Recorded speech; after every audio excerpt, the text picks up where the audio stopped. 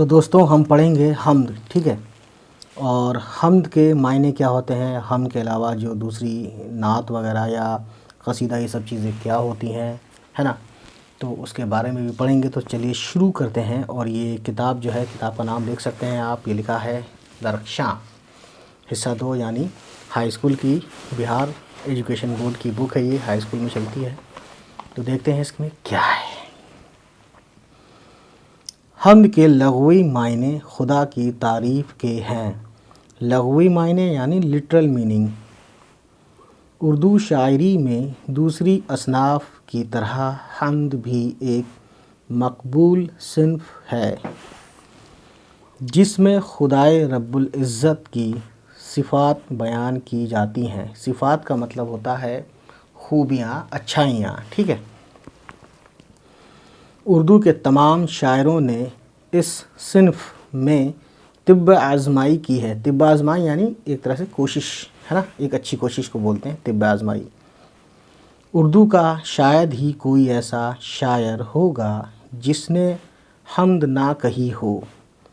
کوئی بھی کلام ہو، اس کی شروعات حمد کے ساتھ ہی کی جاتی ہے، چونکہ خدا کے نام سے کسی کام کا آغاز کرنا متبرک سمجھا جاتا ہے، یعنی مبارک کام ہوتا ہے وہ، ہے نا۔ اس لیے بلا تفریق مذہب و ملت اردو کے تقریباً ہر بڑے اور چھوٹے شاعر نے حمد میں خامہ فرسائی کی ہے اور اپنے قدرت سخن کا مظاہرہ کیا ہے۔ خدا خالق کے کائنات ہے۔ خالق یعنی کہ بنانے والا۔ تو خدا نے یہ کائنات، یہ یونیورس بنایا ہے، ٹھیک ہے۔ وہ قادر مطلق ہے، یعنی وہ ہر چیز پہ اس کی قدرت ہے، ہر چیز پہ اس کی پکڑ ہے۔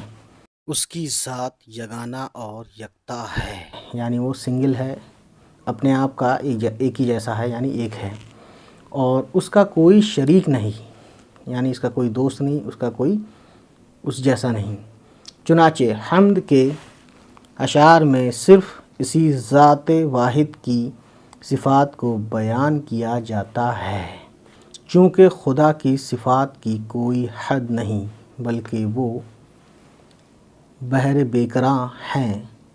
اس لیے شاعر کے لیے بہرحال اس بات کی کافی گنجائش رہتی ہے کہ وہ جس قدر چاہے خدا کی بے شمار صفاتوں کو بیان کرے، اور دراصل یہی اس صنف کی خاص خوبی ہے۔ حمد میں جہاں خدائے رب العزت کی صفات کا بیان ہوتا ہے، وہیں نعت میں حضور صلی اللہ علیہ وسلم کی شان میں مدحی اشعار پیش کیے جاتے ہیں۔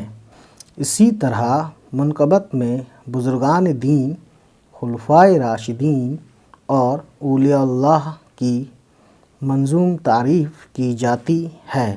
منظوم یعنی نظم کی شکل میں۔ قصیدہ میں کسی بھی شخص کے اوصاف حمیدہ نظم کیے جاتے ہیں۔ تو دوستوں سمجھ گئے اب آپ؟ تو دیکھا، نعت جو ہے نا، نعت اپنے پیارے نبی صلی اللہ علیہ وسلم کے لیے کہی جاتی ہے، ان کی تعریف ہوتی ہے، ان کی شان میں باتیں کی جاتی ہیں، اور نظم کی شکل میں، یہ سب نظم کی شکل میں ہوتا ہے، ٹھیک ہے۔ حمد جو ہے خدا کی تعریف، اور منقبت جو ہے بزرگان دین، خلفائے راشدین، اولیاء اللہ، یہ سب بزرگ جو ہمارے گزرے ہیں ان کے لیے کی جاتی ہے نا منقبت میں۔ اور قصیدہ جو ہے کسی کے لیے بھی، یعنی بادشاہ بھی ہو سکتا ہے، وہ ایک عام آدمی بھی ہو سکتا ہے، کسی کا کوئی دوست بھی ہو سکتا ہے، کوئی مشہور بھی ہو سکتا ہے، یا لکھنے کے بعد مشہور ہو جائے، قصیدہ پڑھیں اور اس کے بعد وہ مشہور ہو جائے۔ تو یہ سب چیزیں ہیں دوستوں۔ تو امید کرتا ہوں یہ سب چیزیں آپ نے اچھے سے سمجھی ہوں، اور اس کے علاوہ کوئی آپ کے سوال ہوں تو آپ مجھ سے پوچھیے گا کمنٹ کر کے۔ چلیے پھر آج اتنا ہی، بائے، ٹیک کیئر۔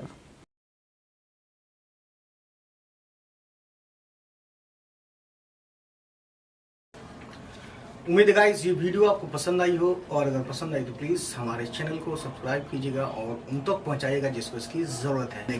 چلیے ملتے ہیں، بائے بائے، ٹیک کیئر۔